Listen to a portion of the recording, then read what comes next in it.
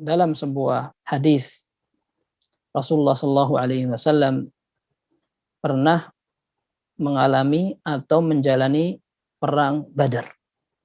Dan perang Badar itu merupakan sejarah gemilang untuk kaum muslimin, kemenangan yang memalukan orang kafir. Ya. Diceritakan oleh salah seorang sahabat Nabi yang bernama Abdurrahman bin Auf radhiyallahu anhu. Beliau mengatakan, kuntu waqifan fis shaf. Aku sudah ada dalam barisan pertempuran. Ini sudah mau perang. Fa idza nazartu ila yamini fa idza ghulamun syab. Wa nazartu an shimali fa idza ghulamun syab. Aku lihat ke sebelah kanan ada anak muda. Ke sebelah kiri ternyata ada anak muda. Dua-duanya dari Ansar. Yang di akhir hadis itu dinamakan yang pertama Mu'adz bin Afra, yang satu Mu'adz bin Amr bin Jamuh. Dua-duanya Mu'adz. Yang satu mengatakan, "Ya am, ata'lamu Aba Jahal?" Wahai pamanku, apakah engkau kenal Abu Jahal itu yang mana? Maka dia mengatakan, kata Abdurrahman bin Auf, "Na'am, a'rifuhu. Wa ma hajatuka minhu ya bna akhi?" Ya, aku kenal, tapi urusanmu apa dengan Abu Jahal? Inni kuntu asma'u annahu yasubbu Rasulullah sallallahu alaihi wasallam. Aku mendengar bahwa orang itu dulu suka mencela Rasulullah sallallahu alaihi wasallam. Walladzi nafsi biyadihi. Demi Allah, la in ra'aituhu la yufariqu sawadahu hatta yamuta al-a'jalu minna. Demi Allah yang jiwaku berada di tangannya, wahai pamanku, kepalaku ini tidak akan berpisah dari badanku dan juga kepalanya tidak akan berpisah dari badannya sampai kita bergumul dan terlihat siapa yang duluan mati. Akhirnya Abdurrahman bin Auf hanya melihat begitu, ternyata dijawil oleh sebelah kirinya. Ternyata ngomong itu juga. Kemudian akhirnya kata Abdurrahman bin Auf, "Falam anshub hatta ra'aitu Aba Jahal yajulu bainan nas." Enggak lama ternyata aku kemudian lihat dari jauh ada Abu Jahal sedang jalan ke sana kemari ke orang-orang. Akhirnya dia mengatakan, "Wahai anak muda, lihat di situ. Ala tarayanihi, kalian lihat enggak itu? Nah, innahu la sahibukum alladhi sa'altumani anhu." Tuh, orang yang kalian cari. Langsung ketika pertempuran terjadi, fabtadarahu bisayfayhima hatta darabahu faqatalahu. Maka dua anak muda ini kemudian menyerbu Abu Jahal. Menyerbu Abu Jahal sampai akhirnya dibunuh itu si Abu Jahal. Kemudian setelah Rasulullah setelah dua orang ini membunuh, mereka lapor ke Rasulullah, "Ya Rasulullah, kami telah membunuh Abu Jahal." Kemudian kata Rasulullah SAW, "Ayyukuma qatalah?" Siapa di antara kalian berdua yang membunuh? Maka masing-masing mengatakan, "Ana ya Rasulullah qataltuhu." Aku yang membunuh. Kata Rasulullah SAW, "Hal masahtuma sayfaykuma?" Apakah kalian berdua sudah membersihkan pedang kalian? Belum. Akhirnya dilihat oleh Rasulullah SAW, kemudian beliau mengatakan, "Kilakuma qatalah." Masing-masing dari kalian sudah membunuh dua-duanya. Akan tetapi salabnya atau itu artinya rampasan perang khusus. Kalau rampasan perang itu adalah harta orang kafir yang dirampas kemudian dibagikan dengan ketentuan dan kebijaksanaan Rasulullah SAW atau amir perang. Akan tapi kalau salab itu bukan. Salab itu adalah pasukan baju besi, kuda atau senjata yang dipakai oleh orang musuh, kemudian orang ini berhasil dibunuh oleh seorang Islam. Nah, ini dia berhak untuk mengambil barang-barang khususnya. Ini namanya salab. Nah, Rasulullah SAW kemudian memutuskan bahwa salabnya untuk Mu'adz bin Amr bin Jamuh.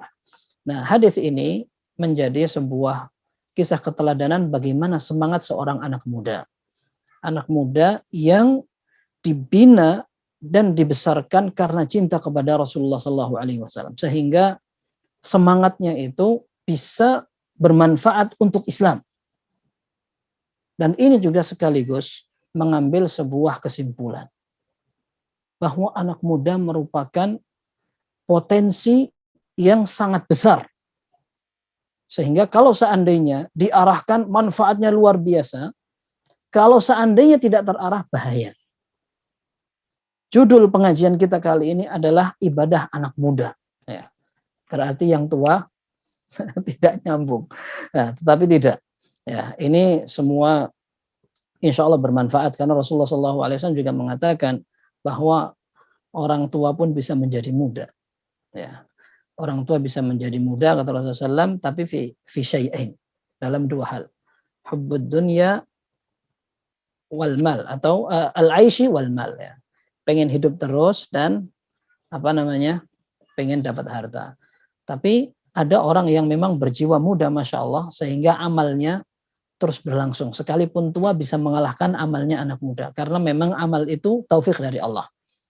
Itu karena petunjuk, kemudahan dari Allah Subhanahu wa taala. Banyak orang tua justru bisa mengalahkan anak muda. Bangun malam, puasa, bisa melakukan pengajian lebih rutin dari anak muda. Kalau anak muda pengajiannya harus yang gaul-gaul biasanya. Harus yang tempatnya diistimewakan, harus yang kelihatan intelek dan sebagainya. Coba orang tua nerimo mereka itu. Ya, datang pengajian apa saja mau mereka. Ya, tapi yang lebih bagus adalah yang nerimo dan ada dalilnya. Nah, kalau anak muda bisa seperti itu, semoga ini adalah tanda kebaikan. Jadi sebenarnya ikhwah sekalian, tidak ada ibadah khusus untuk anak muda. Semua sama. Akan tetapi kenapa kita khususkan pembahasan ini? Karena anak muda itu adalah orang-orang yang memiliki beberapa keistimewaan. Yang pertama disebutkan oleh Ibnu Katsir rahimahullah. Ibnu Katsir dalam tafsir surat Al-Kahfi, ya, beliau mengatakan dalam firman Allah, "Idz awal fityatu ilal kahfi faqalu rabbana hab lana min ladunka rahmah." Ya. Dan Al-Qur'an itu disebutkan, ingatlah ketika anak-anak muda dari orang-orang beriman waktu itu, mereka lari untuk menyelamatkan agamanya sampai mereka pergi ke gua agar mereka selamat dari raja yang zalim dan syirik waktu itu. Nah, kemudian Ibnu Katsir mengatakan di antara faedah atau pelajaran penting dari kenapa Allah menyebutkan anak muda. Karena mereka ternyata lebih bisa menerima kebenaran daripada syuyukh, kata Ibnu Katsir rahimahullah. Ini ana sempat nukilkan. Beliau mengatakan dalam tafsir Al-Qur'anil Azim, dzakara ta'ala annahum fityatun wa humus syabab. Allah sengaja mengatakan bahwa mereka adalah anak muda dan mereka adalah syabab, yaitu anak muda. Wa hum aqbalu lil haqqi wa ahda lis sabili minasyuyukh. Karena anak muda itu lebih bisa menerima kebenaran dan gampang untuk mengikuti jalur hidayah daripada syuyukh, orang tua. Alladzina qad ataw wa asaw fi dinil batil, yang sudah lama memeluk agama yang batil. Walihada kana aktsarul mustajibina lillahi wa lirasuli sallallahu alaihi wasallam syababan. Oleh karenanya kata Ibnu Katsir, kebanyakan yang mengikuti petunjuk dan dakwah Rasulullah sallallahu alaihi wasallam adalah anak muda. Ini pertama, kisah Ashabul Kahfi diambil pelajarannya oleh Ibnu Katsir. Yang kedua, hadis yang jelas dalam Sahih Bukhari dan Muslim. Kita sering mendengar kisah Rasulullah sallallahu alaihi wasallam ketika awal-awal berdakwah. Beliau ini biasa diusir, ditolak. Ya. Jadi kalau ada pengajian ditolak itu jadi mengingatkan yang seperti itu. Ya. Ketika Rasulullah SAW pertama mendakwahkan, sampai beliau meminta agar dilindungi oleh beberapa kabilah, tidak dilindungi. Kemudian beliau sampai dilempar batu. Kejadian itu ketika di Taif. Akhirnya Rasulullah SAW sedih, pulang dalam kondisi tertolak, terhina. Kemudian beliau melihat ke atas. Ini dalam riwayat Bukhari dan Muslim. Akhirnya Rasulullah SAW menoleh ke atas langit. Ternyata di sana ada awan yang menaungi beliau. Ternyata di situ ada Jibril memberikan salam. Kemudian setelah itu beliau disapa oleh malaikat penunggu gunung atau yang mendapat tugas untuk menjaga gunung. Ini ada dalam hadis Sahih Bukhari dan Muslim. Rasulullah SAW disapa. Fayunadi malakul jabal. Kata Rasulullah SAW dalam hadis Aisyah diriwayatkan oleh Bukhari dan Muslim. Kemudian disapa oleh malaikat yang ditugaskan Allah untuk menjaga gunung. Kemudian sallama alayya. Malaikat itu memberikan salam kepadaku. Kemudian mengatakan qad sami'allahu qaula qaumika laka. Allah telah mendengar perkataan kaummu kepadamu. Wa ana malakul jabal. Dan aku adalah malaikat yang ditugaskan untuk menjaga gunung ini. Wa amarani rabbuka lita'murani bi amrika. Dan aku diperintahkan oleh Allah untuk menjalankan perintahmu sekarang. Fa in syi'ta, kalau kamu mau, an utbiqa alaihimul akhsyabain.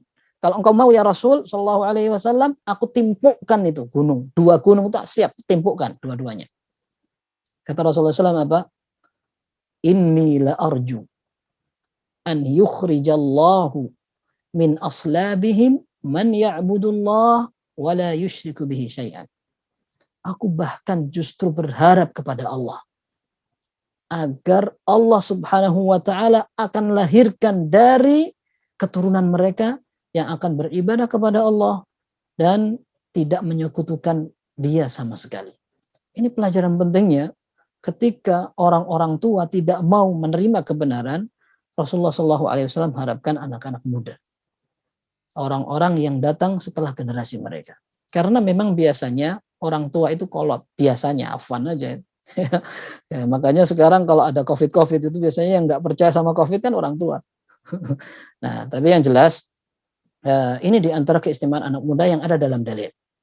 Yang kedua, anak muda itu memiliki potensi yang lebih.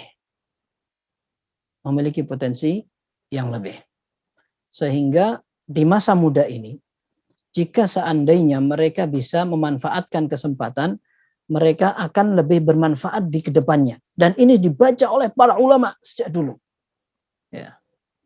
Maka mereka diantaranya adalah salah seorang ulama dari kalangan tabi'in yang bernama Amr ibn Qais al-Mula'i, seorang ahli hadis.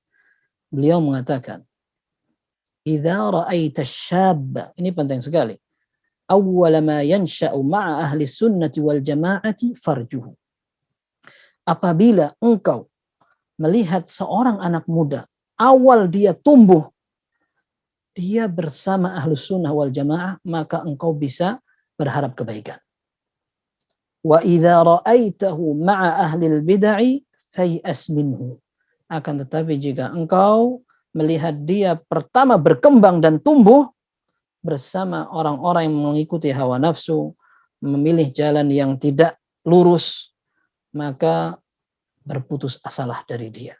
Fa inna syababa ala awwali nusyu'ihi. Karena anak muda itu akan diukur dari awal perjalanannya. Sebenarnya ini tidak bertentangan dengan hadis Nabi SAW, innamal a'malu bil khawatim. Sesungguhnya amal seseorang itu akan diukur dari bagian akhirnya. Hadis ini sahih. Dan para sahabat artinya sahabat Nabi SAW, dulunya mereka adalah peminum khamar, pembegal, orang yang melakukan kesyirikan. Kemudian setelah itu mereka masuk Islam dan Islamnya baik. Dan Allah ridha kepada mereka. Semacam Umar bin Khattab radhiyallahu anhu, Khalid bin Walid. Orang-orang yang dulu bahkan memerangi kaum muslimin. Akan tapi Allah ridha kepada mereka setelah mereka masuk Islam. Akan tetapi para sahabat memahami bahwa orang yang bisa dilahirkan dalam Islam, kemudian tumbuh, berkembang, menjadi dewasa dalam kondisi taat kepada Allah, maka mereka lebih istimewa. Ketika Rasulullah SAW menyebutkan di antara umat ini akan ada yang masuk surga tanpa melalui perhitungan dan tanpa azab siksa sama sekali. Langsung masuk surga. Tapi jumlahnya dibatasi. Kata Rasulullah SAW, Allah mengatakan kepada Rasulullah SAW, ma'ahum, dari umatmu ini ada 70,000 yadkhuluna al-jannata bighairi hisabin wala adab. Rasulullah SAW mengatakan, aku melihat banyak sekali hari kiamat orang-orang yang hitam. Itu adalah menunjukkan jumlah yang sangat besar. Ternyata mereka Musa. Mereka adalah Musa dan pengikutnya. Kemudian aku melihat ada jumlah yang lebih besar lagi, saddal ufuk, betul-betul sudah memenuhi cakrawala. Ternyata mereka adalah umatku. Kata Rasulullah SAW, aku diberitahu mereka di antara yang banyak itu ada 70.000 orang masuk surga tanpa hisab dan azab. Rasulullah SAW setelah memberikan informasi itu kepada para sahabat, beliau diam. Maka para sahabat bingung, diskusi di antara mereka. Siapa mereka yang akan masuk surga tanpa hisab dan azab? Apa yang mereka ambil kesimpulan? Sebagian mereka mengatakan fala'allahum alladzina wulidu fil islami falam yusyriku bihi syai'an. Bisa jadi mereka yang masuk surga tanpa hisab dan azab adalah orang yang dilahirkan dalam kondisi Islam, jadi tidak sempat berbuat syirik kepada Allah. Itu yang mereka rasakan. Kenapa? Karena mereka sudah pernah berbuat syirik. Nah, ini menunjukkan bahwa mereka tetap berharap bahwa mereka menjadi orang yang tidak pernah berbuat syirik kepada Allah. Maka dalam hadis yang sahih diriwayatkan oleh Imam Bukhari dan Muslim, hadisnya masyhur sekali, antum sudah dengar insyaallah, tentang sab'atun yudhilluhumullahu fi dhillihi yauma la dhilla illa dhilluh. Ada 7 golongan yang akan mendapat naungan Allah pada hari kiamat. Tidak ada naungan hari itu kecuali naungan Allah Subhanahu wa taala.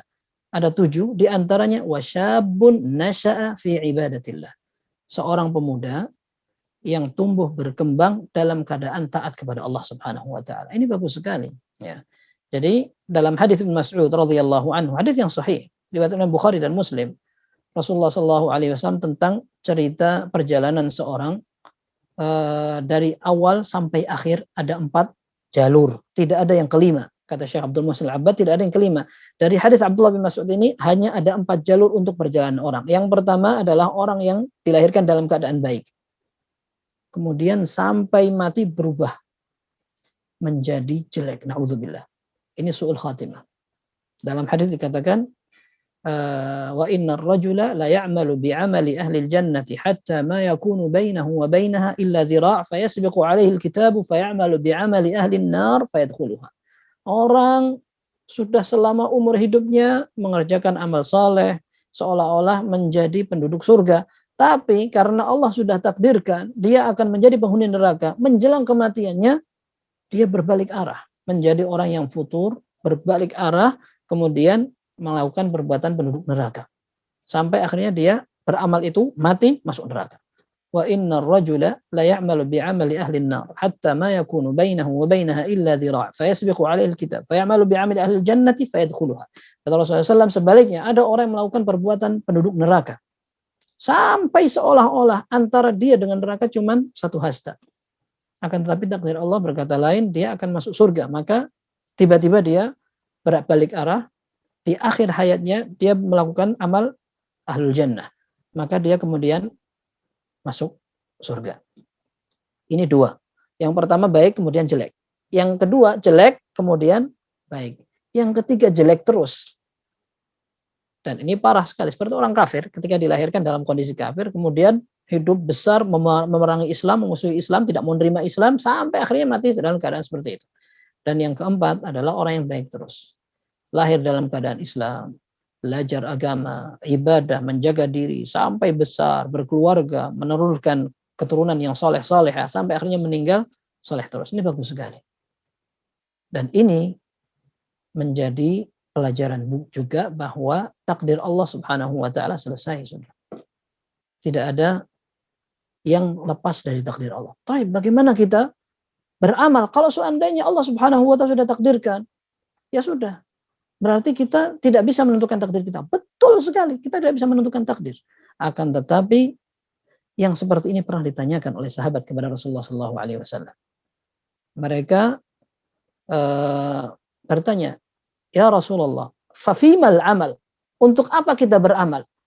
Afima jaffatis suhuf, afima jaffatil aqlam wa jaffatis suhuf, afima rufi'atil aqlam wa jaffatis suhuf. Apakah kita beramal dengan sesuatu yang Allah takdirkan, sudah paten, kemudian kolam atau pena yang untuk menuliskan takdir oleh Allah sudah diangkat, kemudian tintanya juga sudah bersih? Apakah untuk itu kita beramal? Kita sebenarnya sudah ditentukan amalnya, tentukan takdirnya. Kata Rasulullah SAW, i'malu fakullun muyassarun lima khuliqa lahu. Iya, beramal untuk itu. Dan beramallah kalian. Karena masing-masing orang akan dimudahkan oleh Allah untuk beramal dengan sesuatu yang sudah ditakdirkan. Kita nggak ngerti takdir kita. Para ulama mengatakan tidak boleh seseorang meninggalkan sebuah ibadah atau melakukan sebuah perbuatan maksiat dengan alasan takdir. Karena kita tidak tahu takdir kita bagaimana. Siapa tahu kita takdirkan menjadi penghuni surga. Semoga, insya Allah, biiznillah. Kita minta kepada Allah Subhanahu wa taala dengan takdir yang baik dan kita berusaha untuk menjalani jalur-jalurnya itu.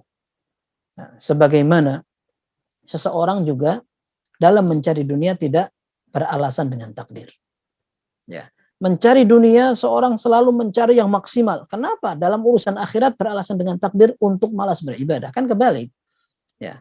Sekarang ada pekerjaan, lulus SMA. Ya. Kalau mau lanjut kuliah, qadarullah misalkan belum berkesempatan, ada pekerjaan yang sini menjanjikan 1 juta, yang sini 20 juta. Pilih yang mana? Wah, takdir saya mungkin 1 juta. Sudahlah, masuk yang 1 juta kayak gitu. Ya. Faktanya kan nggak seperti itu. Orang sudah masuk ke perusahaan besar juga masih lembur-lembur, ya kan? Takdir saya mungkin juga cuman ini aja. Nggak seperti itu ternyata. Ya, maka para ulama mengatakan tidak boleh seseorang beralasan takdir ketika melakukan sebuah kemaksiatan atau meninggalkan sebuah ibadah. Nah, yang jelas ini perjalanan. Perjalanan seorang diukur dari akhirnya, betul. Akan tetapi orang yang bisa memperbaiki awalnya akan menjadi baik di akhirnya. Nah, itu diharapkan seperti itu dan itu lebih mudah. Nah, ini adalah kesempatan anak muda. Ditambah lagi, diingatkan oleh Imam Ahmad rahimahullah bahwa kesempatan muda itu sangat terbatas.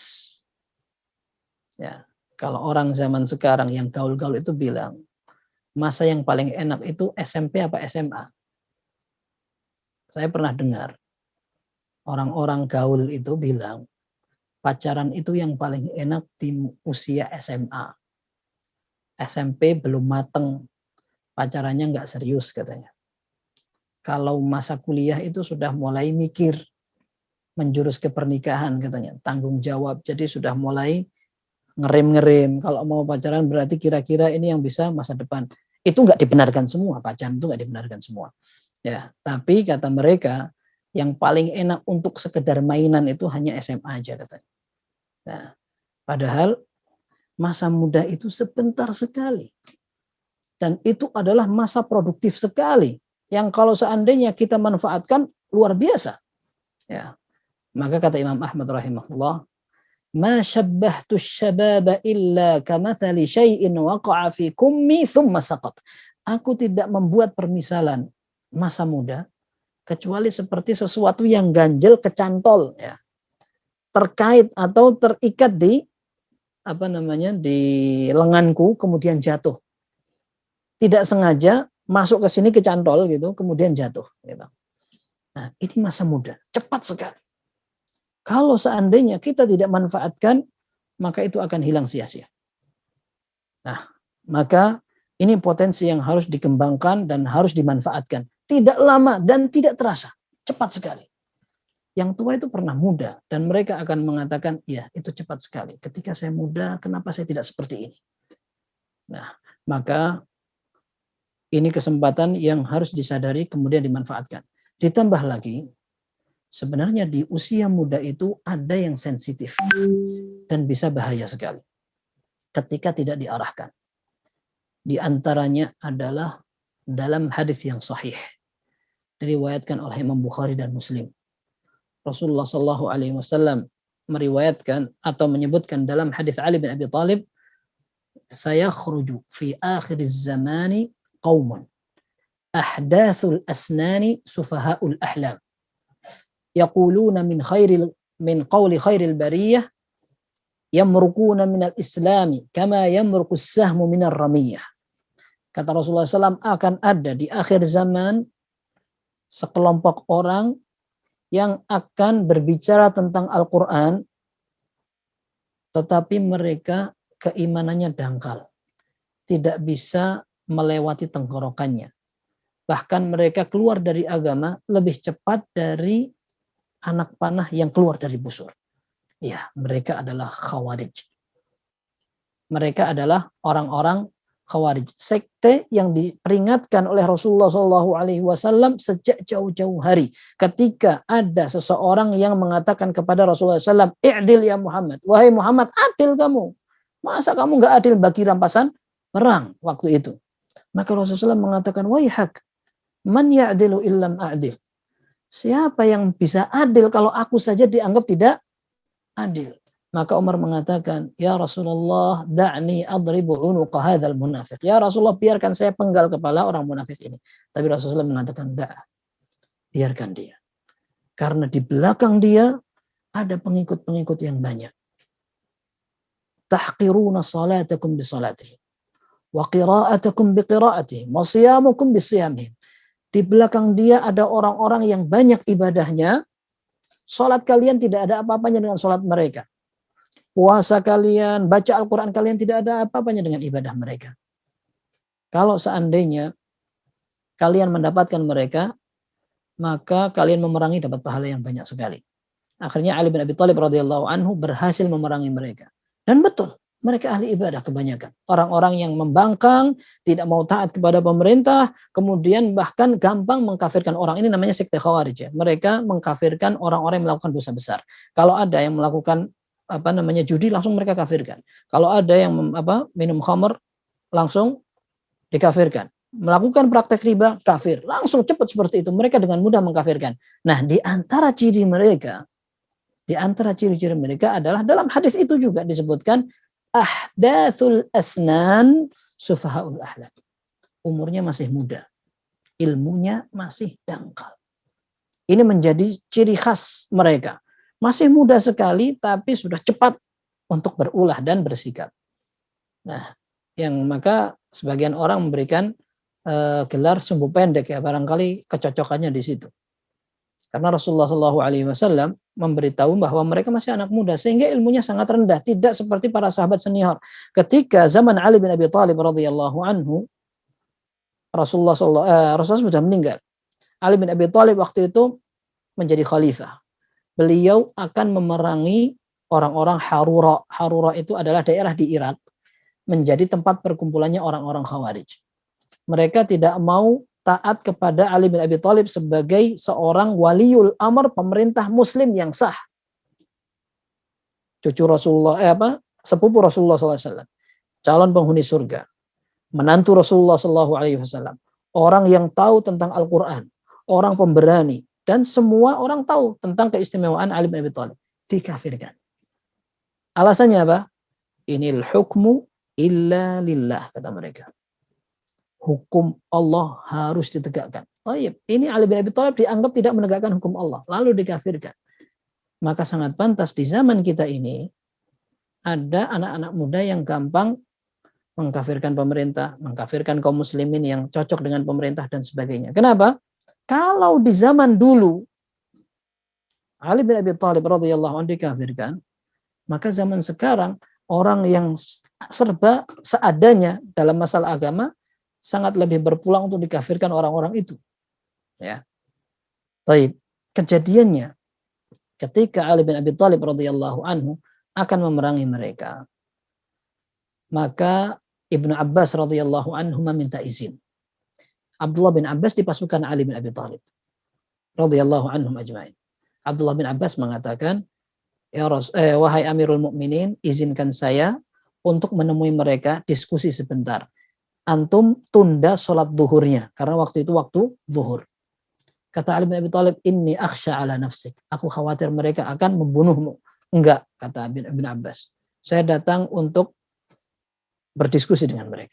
Kemudian beliau datang. Bertemu dengan orang-orang Khawarij yang akan berperang melawan Ali bin Abi Thalib dan pasukannya. Amirul Mukminin, khalifah di antara khulafaur rasyidin. Akhirnya Ibnu Abbas menyalami mereka. Kata Ibnu Abbas, subhanallah, muka-muka mereka adalah muka-muka ahli ibadah. Dan betul-betul terlihat mereka adalah orang-orang yang bangun malam. Sayang sekali, kenapa mereka harus memiliki kerancuan ilmu sampai seperti ini, sampai mereka mengkafirkan, sampai memberontak. Ali bin Abi Thalib radhiyallahu anhu diberontak. Akhirnya mereka bertanya, apa yang membuat engkau datang di jam seperti ini, wahai ibnu ammi Rasulullah SAW? Wahai sepupu Rasulullah SAW, ngapain datang sekarang seperti ini? Maka kata Ibnu Abbas radhiyallahu anhuma, ji'tukum min qibali ashabi Rasulullah sallallahu alaihi wasallam, alaihim nazal al-Qur'an wa hum a'lamu bita'wilihi minkum wa laysa fikum minkum ahad. Aku datang sebagai utusan para sahabat, mereka yang menyaksikan Al-Quran diturunkan. Mereka lebih paham tentang isinya daripada kalian. Dan tidak ada satupun di antara kalian yang menjadi sahabat Nabi. Ini menunjukkan bahwa generasi sahabat waktu itu masih banyak. Waktu itu sahabat Nabi sallallahu alaihi wasallam ridwanullahi taala alaihi masih banyak di zaman Ali bin Abi Thalib radhiyallahu anhu. Di antaranya Abdullah bin Abbas, kemudian ada lagi sahabat-sahabat lainnya. Nah, tapi ternyata di kelompok orang Khawarij itu tidak ada satupun. Itu menunjukkan bahwa pemikiran mereka murni hanya diwakili oleh kaula muda. Ada bukti lain lagi dari sebuah riwayat yang sahih yang menunjukkan ketika akhirnya Ibnu Abbas ini akhirnya kemudian memberikan nasihat kepada mereka sampai separuh dari pasukan itu taubat kemudian mundur. Nah, ada pertempuran berikutnya di antara mereka mengatakan jangan kalian terperdaya dengan pemikiran orang tua ini. Maksudnya orang tua itu adalah Ibnu Abbas. Jangan sampai dia mempengaruhi akal kalian. Sampai akhirnya pemimpin Khawarij itu membuat pasukan-pasukannya tidak mau mendengarkan nasihat Ibnu Abbas lagi. Karena apa? Karena pengalaman sebelumnya. Ketika Ibnu Abbas memberikan nasihat kepada pasukan itu 50% keluar. Karena dalam riwayat dikatakan mereka berjumlah 4.000, 2.000 pasukan minggir untuk tidak kembali menyerang Ali. Ini menunjukkan bahwa memang masa muda bahaya dari zaman ke zaman. Ana ceritakan, di Arab Saudi pernah terjadi seperti ini. Anak muda, dia anak tentara, kakak beradik. Tentara ini sudah pensiun. Selama dia bekerja, si tentara ini juga menghidupi keponakannya, sepupu mereka berdua ini. Yang satu namanya Sa'ad, adiknya namanya Abdul Aziz. Nah, ada sepupu mereka, yaitu ponakan bapak mereka. Nah, itu diambil karena miskin atau apa, akhirnya dari kecil sudah hidup bersama mereka. Bertiga nih laki-laki. Kakak adik sama satu sepupu. Akhirnya bapaknya pensiun dari tentara, yang keponakannya ini yang jadi tentara. Baik. Setelah itu, dua kakak beradik ini adalah orang yang pendiam, bukan sosial, jarang bertemu dengan lainnya, segala macam. Tapi kebiasaan di Saudi, biasanya mereka suka keluar menuju ke, kalau kita mungkin ke tempat pegunungan untuk rekreasi di hari libur. Kalau di sana tidak ada pegunungan, jarang sekali. Taif atau Abha itu jarang sekali. Mereka larinya ke padang pasir untuk melepas penat. Akhirnya mereka menggelar tikar, bawa minuman, makanan ringan, udah gitu. Satu saat di hari raya Idul Adha, 3 bersaudara ini, kakak adik dan satu sepupu, seperti biasa, ayo kita ke padang pasir, keluar. Tanpa ada curiga sama sekali. Ya, mereka bertiga keluar. Ini kejadiannya 2015. Ana ikut waktu itu, bukan ikut, tapi membaca cerita itu sampai bergidik. Itu daerah selatannya Saudi kalau tidak salah, atau daerah utaranya, wallahu a'lam. Akhirnya 3 orang ke padang pasir. Kemudian sampai di balik batu, sepupu mereka yang tentara ini diikat.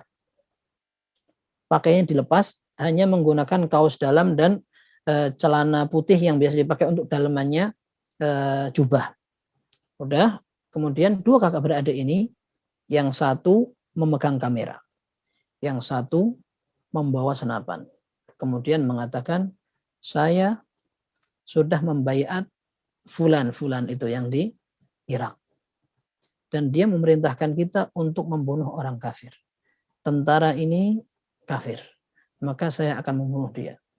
Kasihan sekali, itu sepupu sudah ampun sudah. Di depan kamera ditembak, dek, mati. Selesai.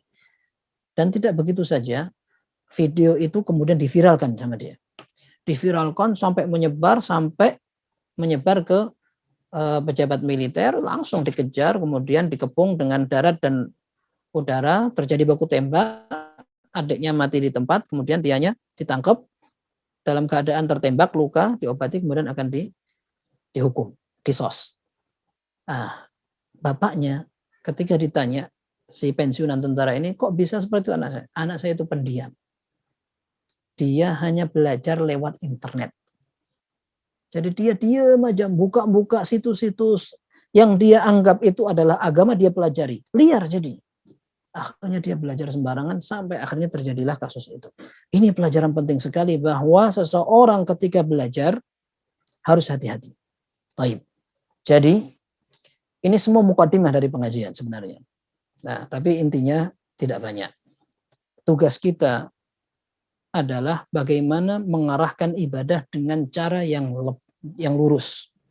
Seorang anak muda menggunakan potensi dan kekuatannya untuk hal yang positif. Ya, ibadah dengan cara yang benar. Tidak harus banyak, tidak harus terlihat hebat dan viral, tidak harus. Akan tapi dia bisa benar, maka itu akan bermanfaat. Baik. Ibadah banyak sekali ragamnya. Imam Malik rahimahullah pernah dikritik oleh seseorang ketika beliau ini lebih sibuk untuk mengajarkan ilmu hadis daripada ibadah seperti sholat, puasa, dan segala macam. Yang mengkritik adalah seorang ahli ibadah. Kalau zaman kita namanya orang alim. Ya. Ketika Imam Malik rahimahullah sibuk untuk mengajarkan ilmu-ilmu syar'i, kemudian ilmu hadis Nabi SAW, maka beliau mengatakan, Innallaha qasamal a'mal kama qasamal arzaq. Sesungguhnya Allah Subhanahu wa taala telah membagi kemungkinan seseorang untuk beramal seperti Allah membagi rizki. Ada yang banyak, ada yang sedikit, ada yang modelnya seperti ini. Farubba rajulin futiha lahu fis shalah wa lam yuftah lahu fis shaum. Ada orang yang bisa sholat tapi tidak bisa puasa, tidak mampu untuk puasa sunnah. Sholat sunnah kuat dia, tapi kalau puasa tidak mampu.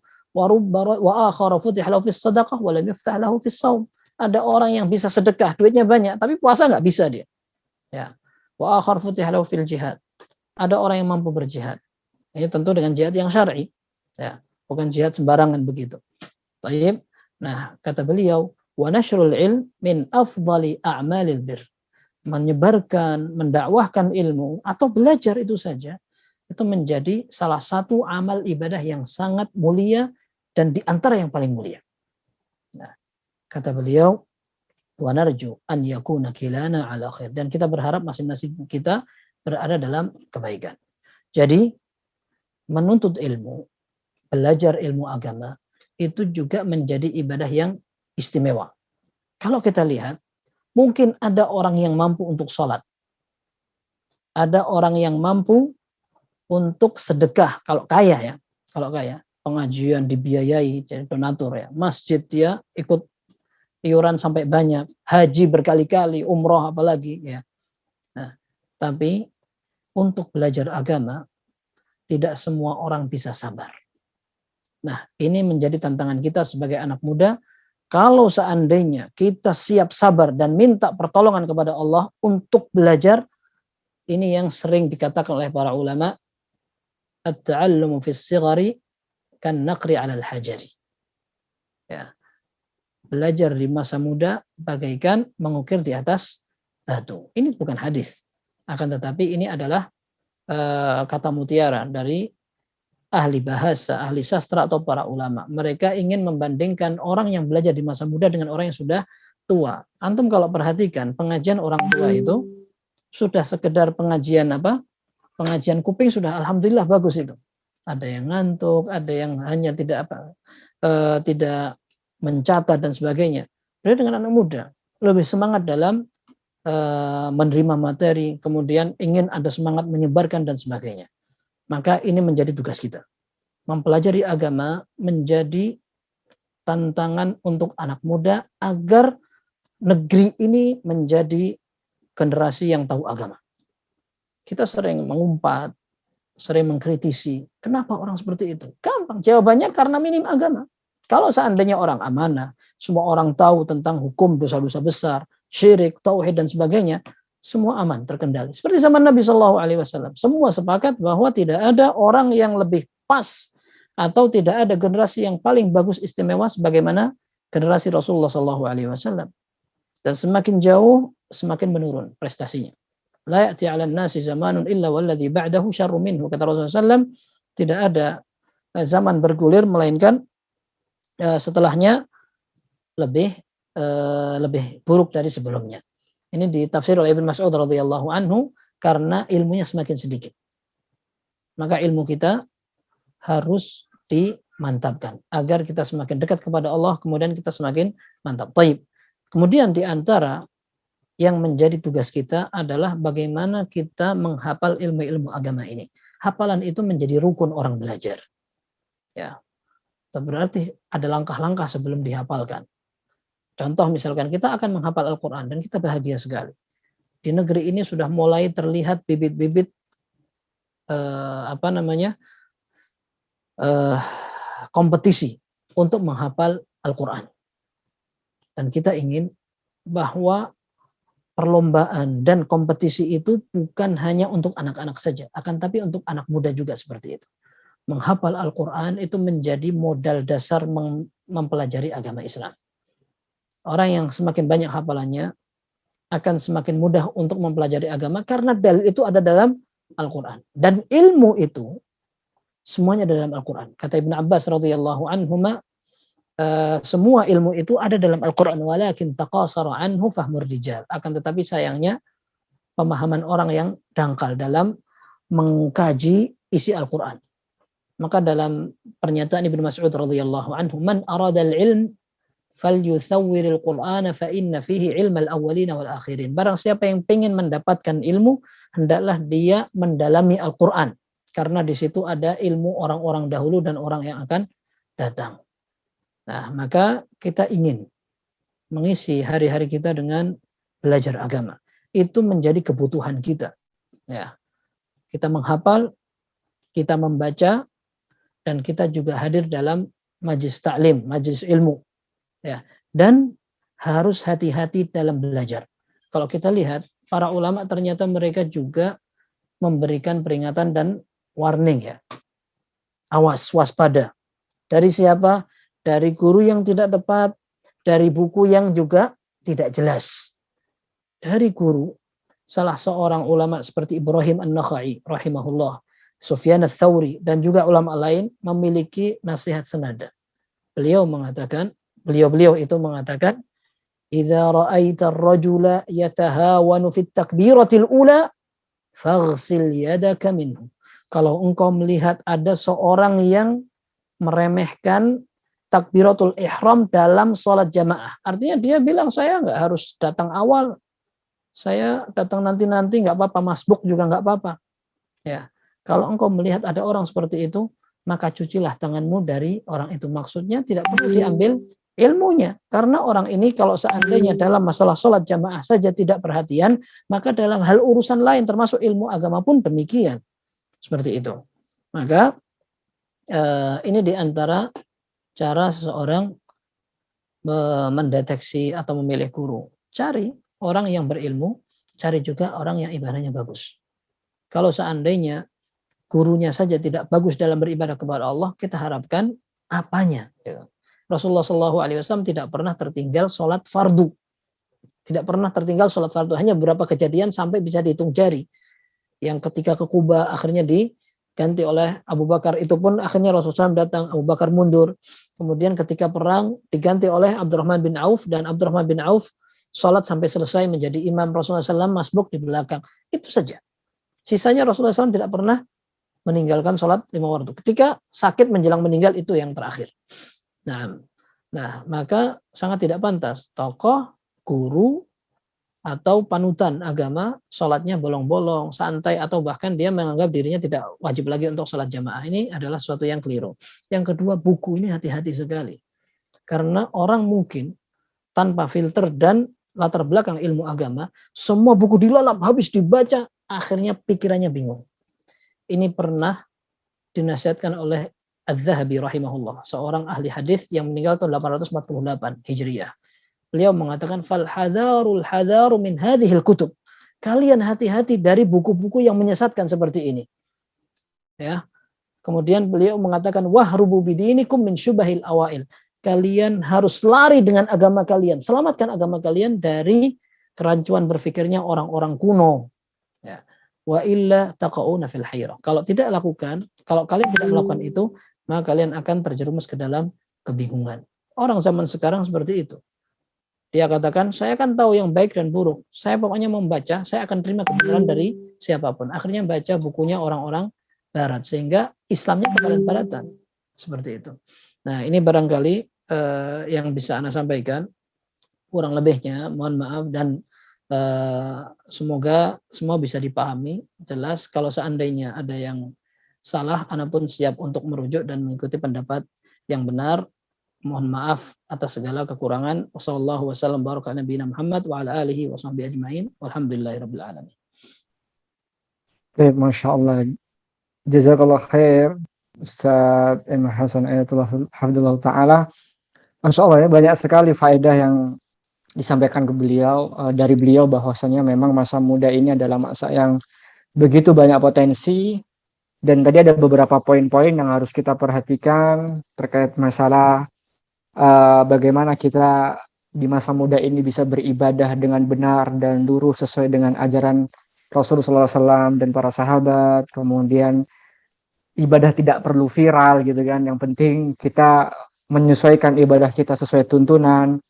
Kemudian juga tadi disampaikan bahwa pentingnya kita sabar dalam belajar, dan tantangan anak muda itu adalah bagaimana kita bisa bersabar dalam proses belajar. Bahkan tadi beliau menyampaikan bahwa hafalan itu adalah rukun dari orang belajar, maka kita yang masih muda semangatlah dalam menghafal Al-Quran khususnya, dan secara umum matan-matan terkait masalah keilmuan agama. Baik, dalam kesempatan ini saya berikan kesempatan kepada peserta putra yang ingin bertanya langsung dengan Ustadz bisa raise hand. Adapun peserta putri bisa menyampaikan via chat di admin ya. Yang ada di chat Zoom itu ada nomor, itu admin khusus dari Muslim Positif, bisa disampaikan ke sana.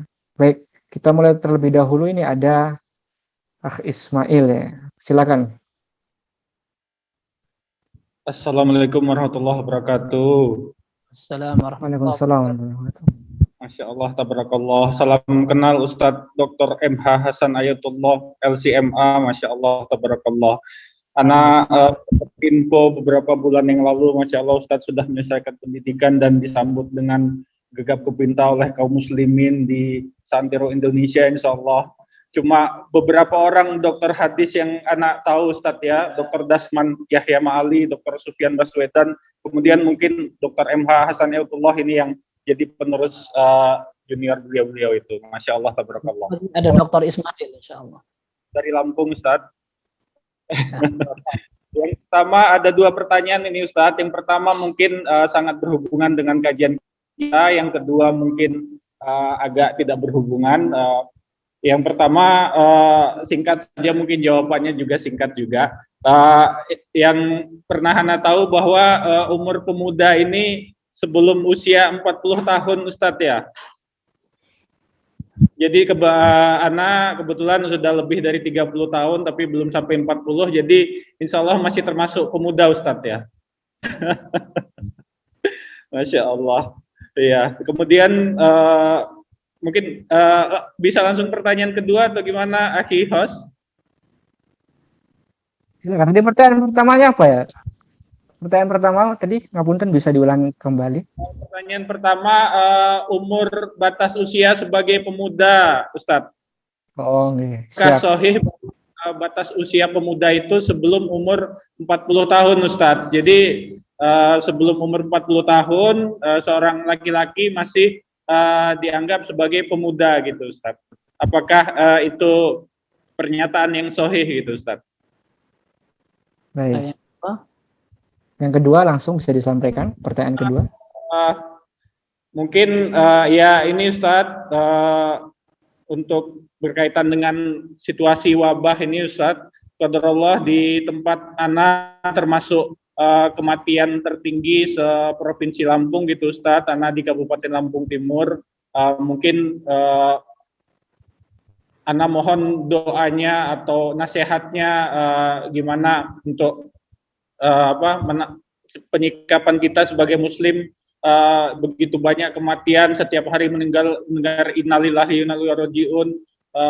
Mohon nasihat Ustadz gimana kita sebagai muslim ini dalam menyikapi hal seperti ini. Syukran jazakallahu khairan Ustadz. Assalamualaikum. Assalamualaikum warahmatullahi wabarakatuh. Baik, ini berarti pertanyaannya bisa jadi kajian untuk jawabnya. Masya Allah. Saya pernah ngisi pengajian tentang masalah pandemi dan itu berlangsung sampai 1 jam. Ya. Tapi yang jelas yang pertama, wallahu alam, kualifikasi umur entah pemuda sampai tua dengan umur tertentu melalui dalil syar'i, wallahu alam. Memang ada dalam Al-Qur'an disebutkan hatta idza balagha asyuddahu wa balagha 40 sanah. Sehingga ketika umur seseorang sampai pada puncaknya, kemudian sampai pada umur 40 tahun. Nah, itu dinyatakan sebagai umur istilahnya dewasa. Ya, seorang dinyatakan dewasa. Tapi apakah setelah orang melalui umur 40 tahun kemudian tidak menjadi muda lagi? Wallahu a'lam. Saya baru tahu itu. Ya. Bahkan Rasulullah SAW mengatakan qalbu syaikhi syabun fi itsnaini. Ya. Orang tua pun bisa merasa muda dalam 2 perkara yang kita sebutkan tadi. Yang pertama adalah al-aishi wal mal. Ya. Pengen hidup terus, kemudian yang kedua mengumpulkan harta. Nah, tapi yang jelas itu adalah masalah semangat ya, dalam masalah semangat. Kalau usia yang ma'ruf lah seperti itu. Dan ketika orang sudah sampai puncak memang tinggal turun. Kemudian Rasulullah SAW menyatakan bahwa a'maru ummati ma baina 60 ila 70 wa qalilun man yajuzu dzalik. Hadisnya sahih atau hasan. Rasulullah SAW mengatakan umur umatku berkisar antara 60 sampai 70 tahun dan sedikit yang bisa lebih. Nah, sehingga kalau dinyatakan bahwa orang yang hampir meninggal itu tua, ya mungkin bisa jadi dikatakan seperti itulah di rata-rata sendiri, tapi tanpa melandaskan kepada syariat. Artinya sunnah yang menyatakan bahwa umur muda itu sampai sini seperti ini, wallahu alam. Seperti itu. Yang kedua, masalah pandemi ini, subhanallah, ini menunjukkan bahwa takdir Allah sangat jelas ya. Jadi yang kita harus yakini secara global dan singkat. Yang pertama kita harus percaya takdir, ya percaya takdir, entah yang meninggal atau yang tidak, yang kena dan tidak. Ya. Kita kalau melihat banyak orang yang sangat prokes sekali. Ya. Kalau antum tahu, kita kebiasaan di Saudi dulu awal-awal pandemi itu kita jangankan seperti orang-orang zaman sekarang lah, orang kita itu kalau dibilang angel ya, angel itu susah dikandani. Ya di sana itu kita mau keluar sampai menggunakan kaos tangan, kemudian bukan hanya masker lagi. Masker itu orang keluar nggak pakai masker kasih denda 1.000 rial. 1.000 rial itu 4 juta hanya gara-gara apa? Keluar nggak pakai masker. Kemudian nggak bawa sajadah ke masjid juga sama seperti itu. Anak menjalani hari-hari itu ketika anak keluar, begitu masuk rumah langsung anak copot, mandi, baju anak bersihkan, kemudian semua barang yang anak beli kresek, dikeluarkan satu persatu barangnya, anak semprot pakai disinfektan. Itu kita lalui. Masa-masa itu karena qadarullah kampung yang anak tinggali itu menjadi kampung yang dikatakan merah kalau zaman kita di Indonesia ini. Jadi Saudi mengalami 3 kali lockdown, bukan tiga tingkatan lockdown. Lockdown skala internasional, skala provinsi, dan skala kampung. Ada 6 kampung di Madinah yang tidak boleh dimasuki. Dijaga polisi depan asrama anak itu. Nah, udah seperti itu protokolnya, anak masih kena. Anak kena, adik kena, ada 6 tetangga kena semua. Nah, ada orang yang sembarangan aja ke sana kemari, aman-aman saja itu. Ya Allah alam, mudah-mudahan aja emang nggak kena gitu. Nah, ini menunjukkan bahwa memang faktor takdirnya sangat berpengaruh. Kemudian yang kedua, kita dituntut untuk mengambil sebab, ya. Untuk mewujudkan tawakal itu kita harus sebab, wajib mengambil sebab. Ibnu Qayyim marah sekali kepada orang-orang yang mutawakilin, orang yang tidak mau mengambil sebab. Mereka hanya ngomong kita tawakal kepada Allah, tapi tidak mau melakukan usaha. Ini dungu sekali. Ya, termasuk di zaman kita sekarang menghadapi pandemi, orang ngeyel, tidak mau pakai masker, tidak mau protokol kesehatan, sholatnya sembarangan, softnya harus tetap rapat dan sebagainya. Ini merupakan tindak yang tidak bijak. Ya, semua sudah memberikan fatwa. Ya, enggak masyayikh, enggak atibba, semua wizarah Kementerian Kesehatan, kemudian nakes sampai mereka meninggal di garda terdepan. Tidak dihargai gara-gara apa? Orang yang punya penyakit syubhat konspirasi. Ya. Maka kemarin ada tweet dari Syekh Sulaiman Ar-Ruhaili, hafizahullah, beliau mengatakan orang yang terkena atau teridentifikasi pernah berhubungan dengan orang yang kena, dia wajib untuk menjalani protokol kesehatan yang sudah ditentukan. Kalau seandainya ada orang yang terpapar gara-gara dia kemudian meninggal, maka dia bertanggung jawab, telah melakukan dosa yang besar sekali, sehingga nanti hari kiamat dia harus mempertanggungjawabkannya. Ya, maka langkah kita sebagai seorang muslim yang taat adalah melaksanakan protokol yang sudah dianjurkan dengan mengambil sebab itu. Setelah itu kita serahkan kepada Allah. Kalau memang itu sudah takdirnya, sudah kena pun ada yang mati, ada yang enggak. Ya, yang sembuh alhamdulillah banyak.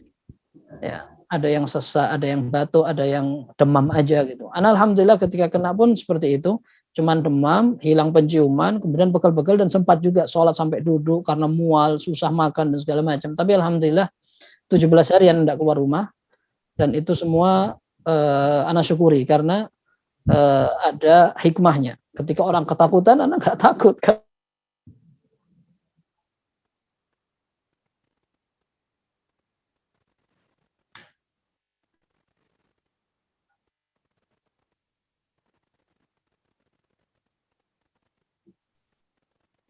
Ya, mungkin sinyalnya ini.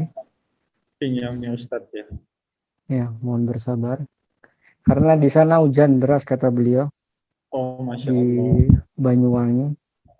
Sama ada permintaan sedikit akhi host. Ini Masya Allah, Hana sangat masih jarang ya kajian Ustadz MH. Mungkin kami dari Ikhwan di Lampung mungkin nanti kolaborasi dengan Muslim Positif ingin mengadakan kajian via Zoom meeting juga, mengundang Ustadz Dr. MH Hasan Ayatullah. Kira-kira bisa akhi host? Insya Allah nanti kami usahakan, karena kemarin juga kita berdiskusi dengan beliau ya, karena beliau juga menjadi dosen di STDI Imam Syafi'i Jember. Ya. Beliau takut tidak bisa amanah karena waktu yang sangat terbatas sekali. Ya nanti kita usahakan, semoga nanti Allah berikan kemudahan. Ya, ini pun kemarin juga mendadak ini sama beliau ini, Masya Allah, mendadak karena harusnya pekan ini beliau balik ke STDI, qadarullah PPKM diperpanjang, jadi beliau masih di Banyuwangi. Seperti itu, Bang. Masya Allah. Sangat sayang sekali mungkin karena mendadak peserta cuma 25 akhi host ya. Mungkin harusnya lebih banyak lagi peserta mengingat keilmuan beliau ini. Ini Anda satu. Afwan. Nah Ustadz, ahlan Ustadz. Sudah normal lagi Ustadz?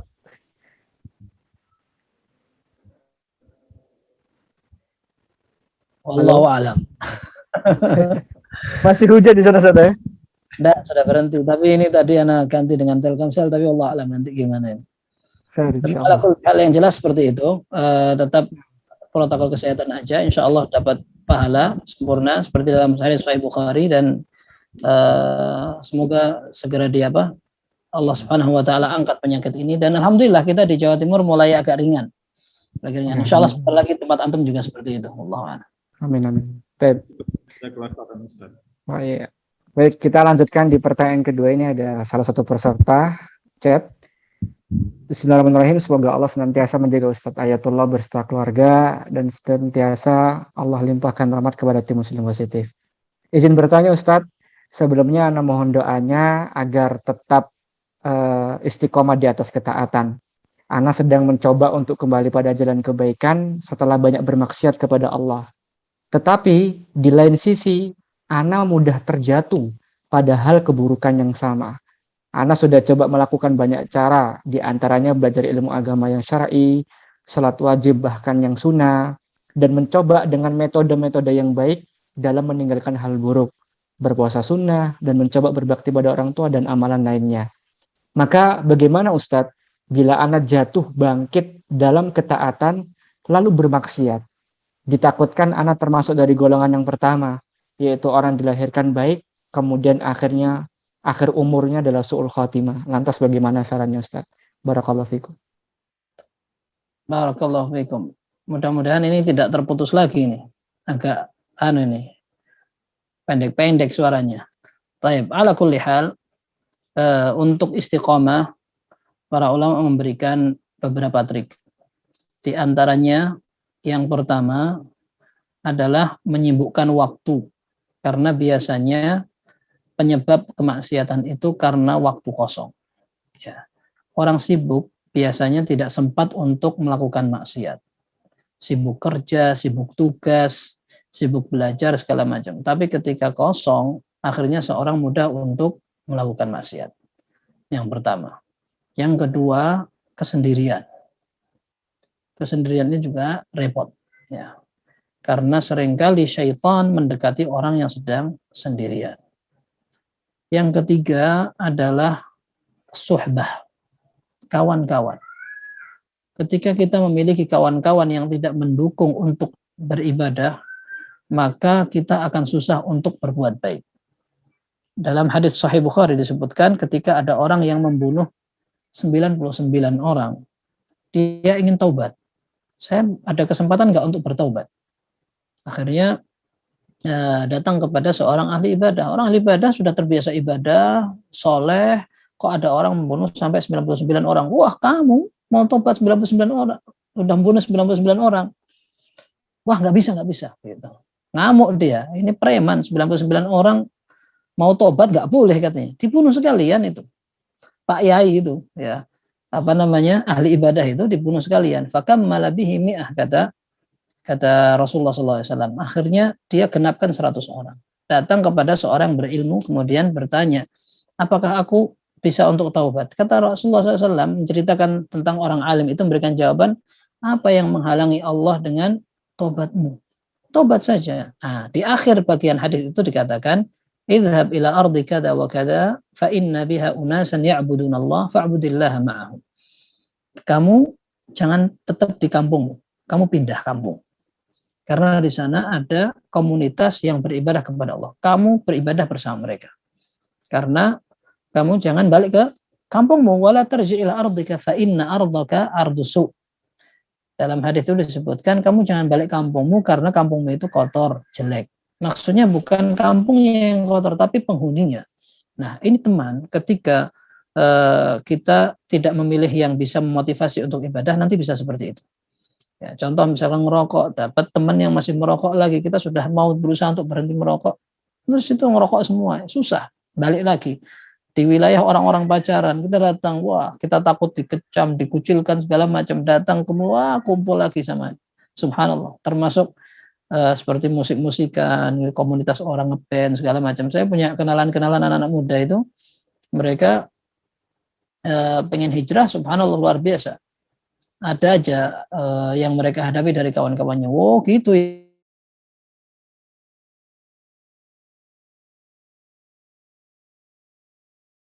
Setelah kita melakukan semua ikhtiar, kita doa kepada Allah Subhanahu wa taala agar diberi kekuatan dan taufik. Semoga Allah Subhanahu wa taala memberikan kita kekuatan untuk menghadapi itu semua. Allahu a'lam. Jazakallah khair. Ini mungkin menjadi pertanyaan terakhir ya, atau nanti setelah ini mungkin ada teman-teman putra yang tanya. Ya, ada pertanyaan dari teman-teman putri, Ustadz.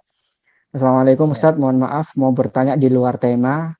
Saya perempuan umur 21 tahun, ada laki-laki yang ingin menikah dengan saya, beliau umur 27 tahun.